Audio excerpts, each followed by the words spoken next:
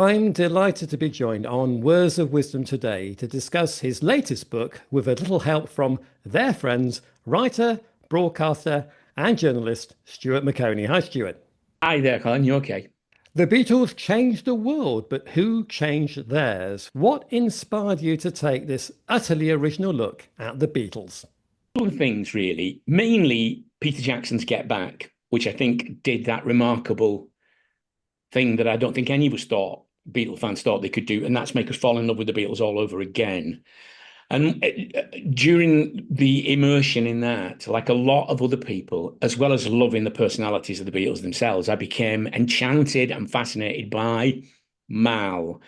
I mean, I knew, Kevin Harrington. I knew these people existed, but to see them there, alive, in colour, interacting with the Beatles, George Martin, Mal, Linda, Yoko, Dick James, and I just became aware that, there's a whole supporting cast to the Beatles story, because I've always been suspicious of that theory. It's particularly prevalent in filmmaking, the auteur theory that says that there's a presiding single genius behind things, like a filmmaker. So you've got this Truffaut or Spielberg or Scorsese, and it's this usually a man presiding single genius.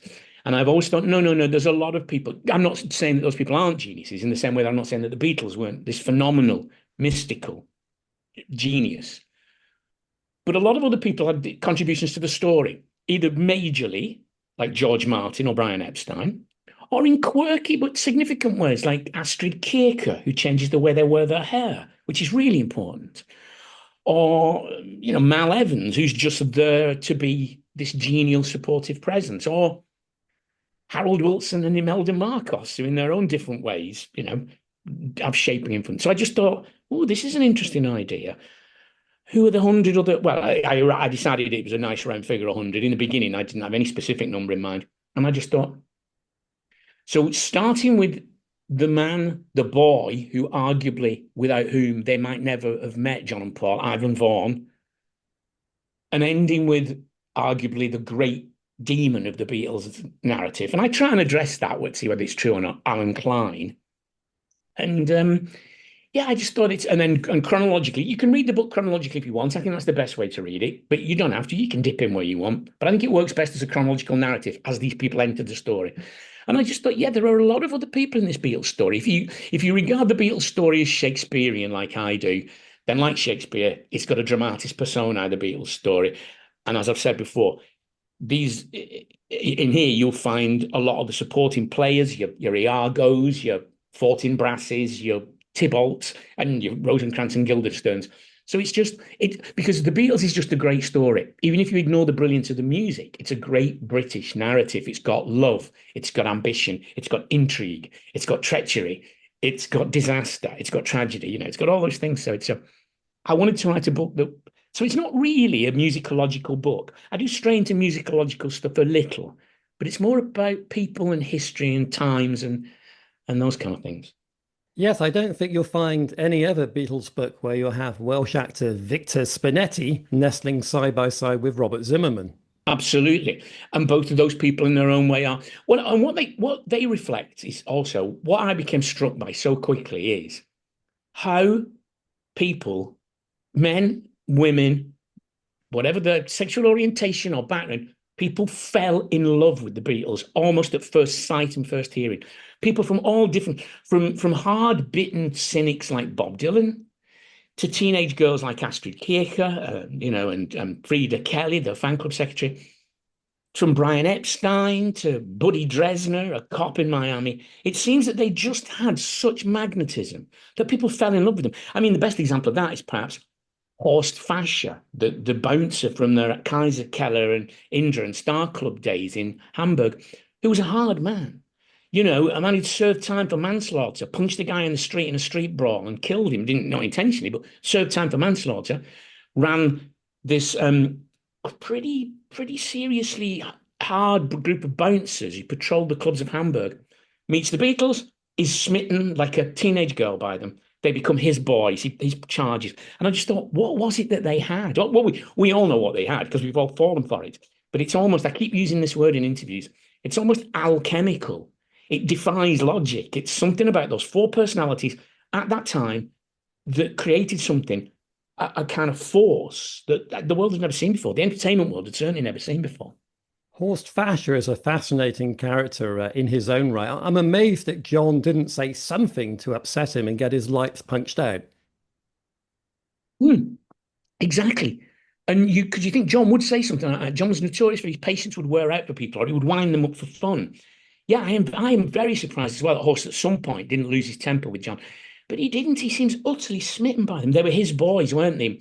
He would warn other club people and other bouncers and drunken sailors off them and say, you touch these, you come after these boys, you come for me. Just incredible. And in the book, I tell a story that I've not heard a lot, that many, many years later, when they lost touch, Horst Fascher needed help with his daughter who was suffering from heart disease. And in desperation, he rang Paul's office and Paul said, "What do you want?" And Paul quietly, and I think discreetly, paid for surgery teams and to be flown to Britain from the US and Horst Fascher's daughter to go. And they didn't, sadly, it didn't work. But I thought that was extraordinary. The Beatles, someone asked me in an interview the other day, who were their enemies? And I said, they didn't seem to have any. I mean, they had other bands who were maybe resentful of them a bit. There were other Mersey Beat bands who were resentful of their success. And so would say, oh, that magazine should be called Mersey Beatle. It's all about them and things like that. But even the rival bands sort of loved them. They just were unique. It's a really extraordinary story, human story, as well as a musical story. I think those that suffer the most are probably Cliff Richard and Elvis Presley in terms of what happened to their careers, and they seem to harbour some resentment at the Beatles, I think. Yes, you're right. Cliff, Cliff down the years has kind of expressed a certain, grudging, well, I made some great records too, kind of thing. And I had lots of hit records too. And I think Elvis was just I think he could see how good the Beatles were, but I think he felt bitter that Colonel Tom had kind of screwed up his career by putting him in a succession of lousy movies.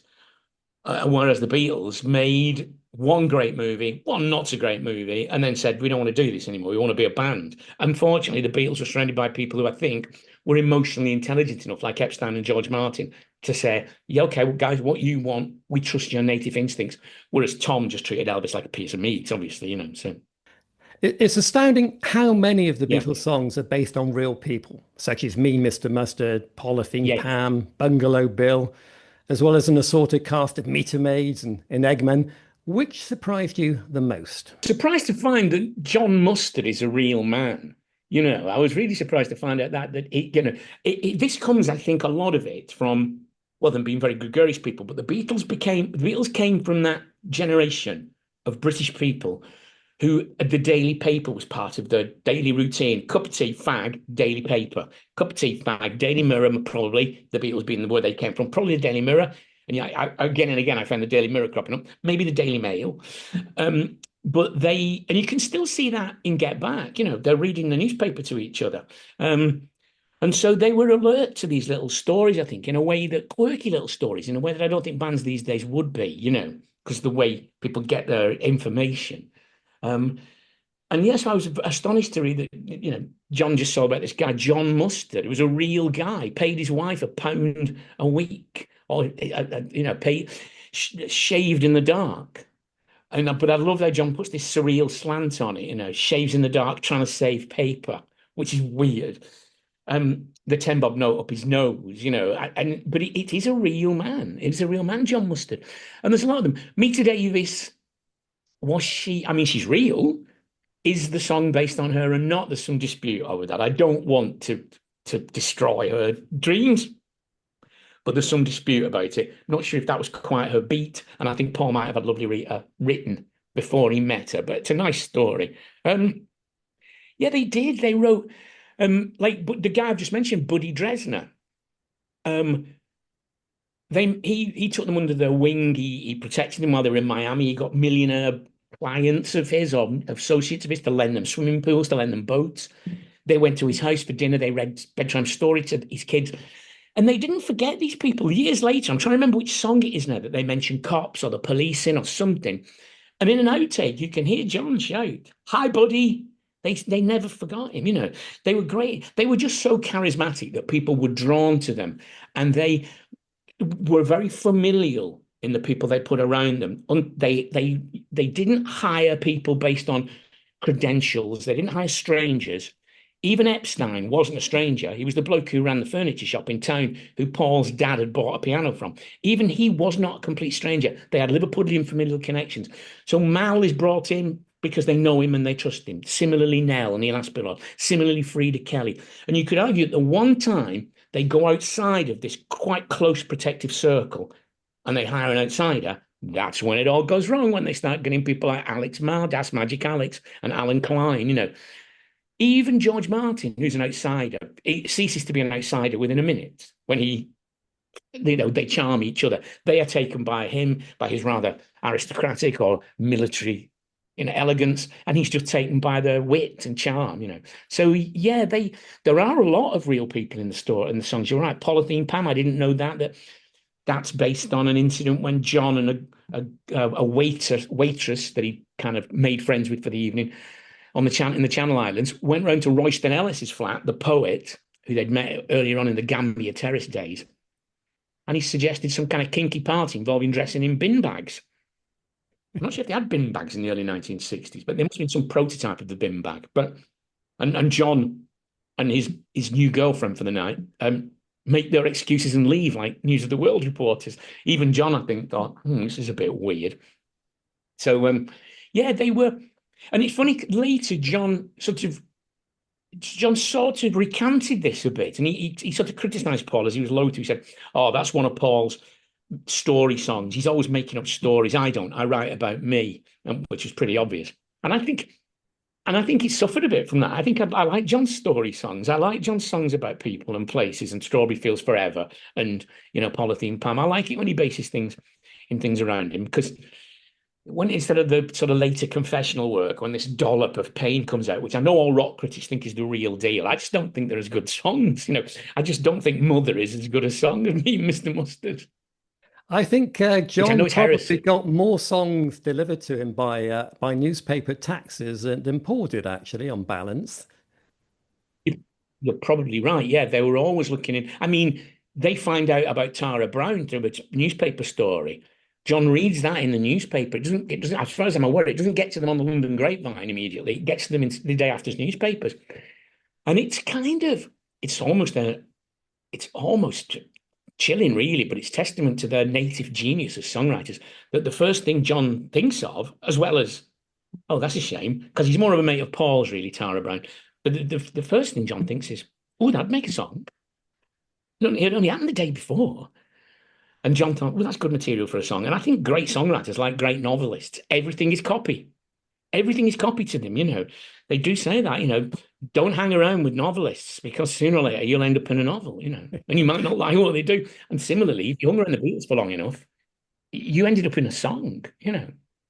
I think John had problems dealing with grief as well. So his reaction with the Tara Yeah, Brown news was to write a song, maybe just to forget, switch off and I drift think away. you're right.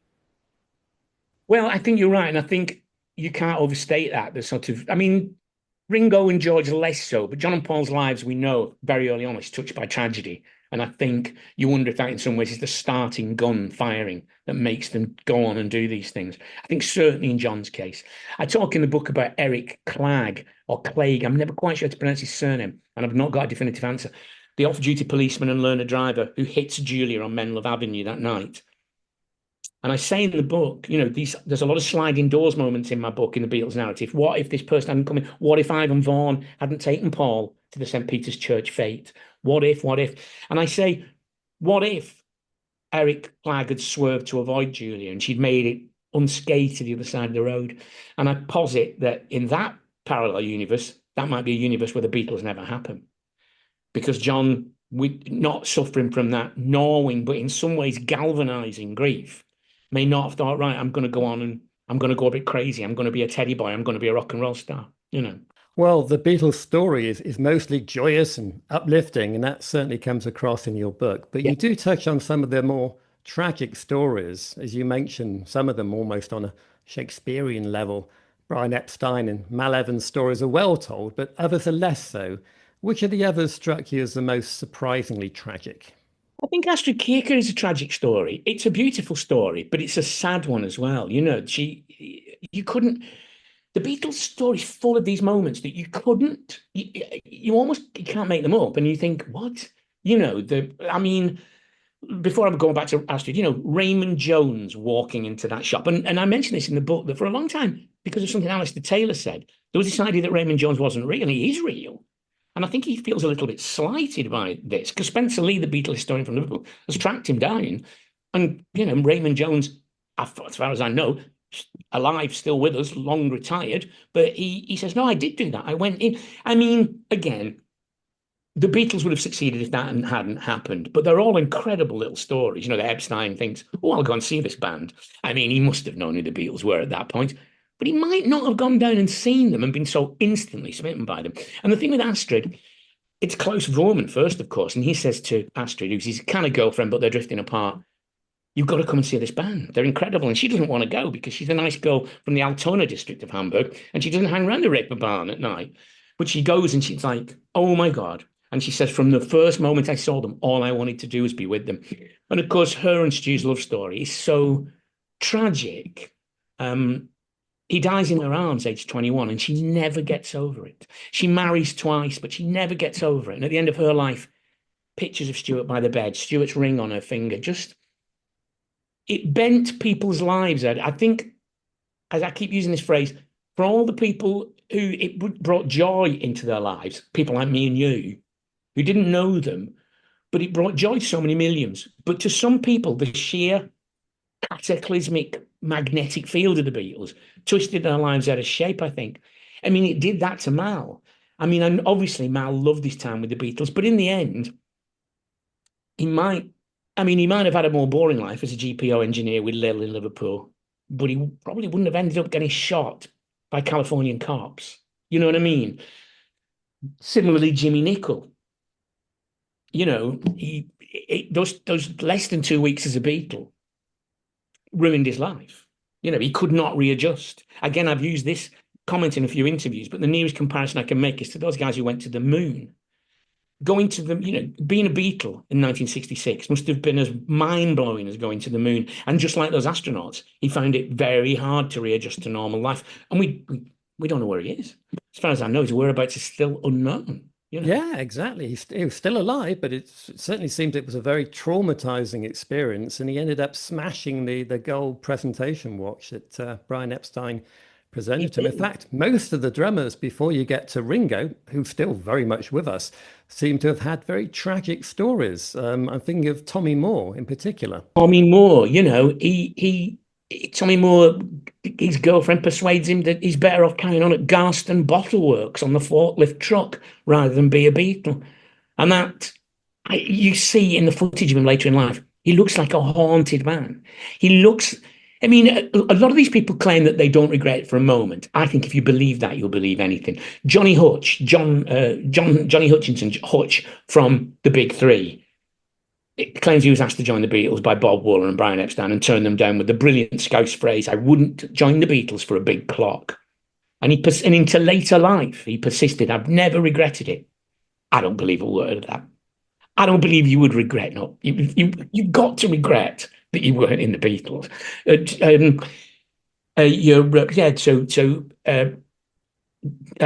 Tommy Moore, Johnny Hutch. I mean, all these, I'm not to say that they didn't have enjoyable life. Pete Best, of course, being the obvious one that completely overshadows the rest of his life, And when Hunter Davis goes to write the book in 1968, finds him making £18 a week working in a bakery. I think his circumstances got slightly better as the Beatle industry took off and he at least could make some kind of living from the Beatles circuit. And then we all know, of course, that I think largely at Paul's instigation, several tracks were included in an anthology that represented, I think, a not inconsiderable payday for Pete. But yeah, people who's brushed with them, it changed their lives forever. And some of them quite Tommy Moore, for his troubles, his short stint within the Beatles, he got all his front teeth smashed out in a car accident in Scotland and then died of a brain hemorrhage at the age of just 50. So that's a really Sad story. Yeah, that's right. It's a really sad story. Yeah, and that again, that whole story of him being dragged from the car onto the step, dragged from his hospital bed on stage by a deliciously sort of sneering John, and Tom, that being another reason Tommy thought, I don't need this. I'll go back to Garston Bottle Works. And the thing I think about, particularly about the drummers, is there's this endless. Well, I'm hoping we've put the debate to bed now about how good a drummer Ringo is. He's a brilliant drummer, but I know there was those sneering jokes about him once upon a time that I think now we've gotten past. But regardless of the technical merits of their previous drummers, and some of them I think were very good, but regardless of their technical merits, none of them were as good a Beatle as Ringo. And you see that as soon as Ringo joins, click, it suddenly they are the Beatles. Before then, they've been this shapeless mass of Silver Beatles, Johnny and the Moondogs, Quarrymen, all this thing. When Ringo arrives, they become the Beatles that we know, the real deal, you know. That's the end of part 1. For the second and final part, click on the link in the description below.